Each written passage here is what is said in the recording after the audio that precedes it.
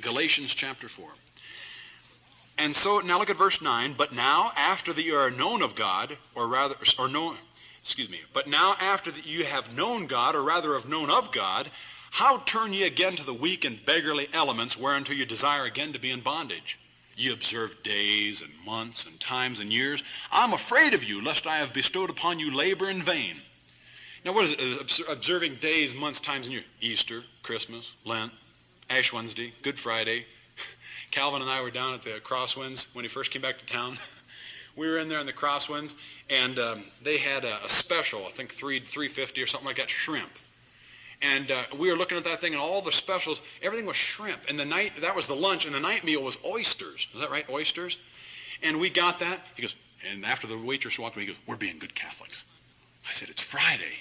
I said, man, I should have got a hamburger, anything to make sure that I ate some meat and not some, that's why they had that thing. They're observing days, months, times, and years. And I did it ignorantly. He did it knowingly. He knew it. He should have told me ahead of time.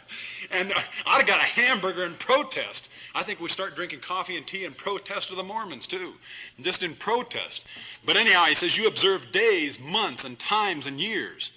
The Sabbath. They call it the Sabbath. They're going back to a Sabbath worship. That's what, listen, I've told you last week, I'm going to say it again.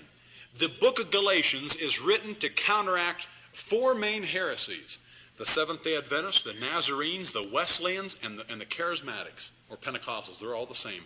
You know what they believe? They believe you're saved by grace through faith, and then you can lose your salvation after that.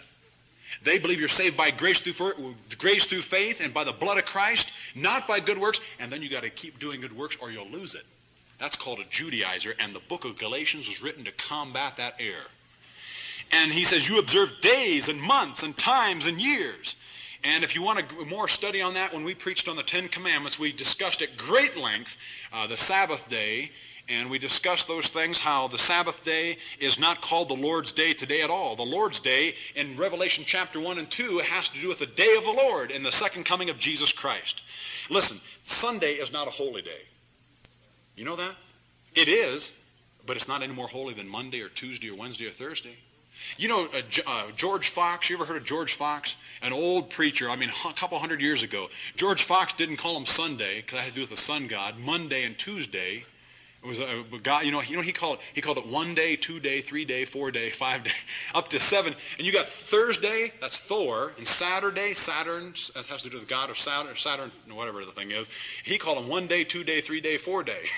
And he referred to that. Listen, every day is holy, 24 hours a day. Today, right now, is just as holy as last night at 9 o'clock. Where were you last night at 9 o'clock? How about Friday night, 8:30 or 11 o'clock? Just as holy last night and the night before as right now. And if you think this is more holy now, then I'm afraid of you. That's what Paul says. You observe days, months, and times and years. And he said, I'm afraid of you, lest I have bestowed upon you labor in vain.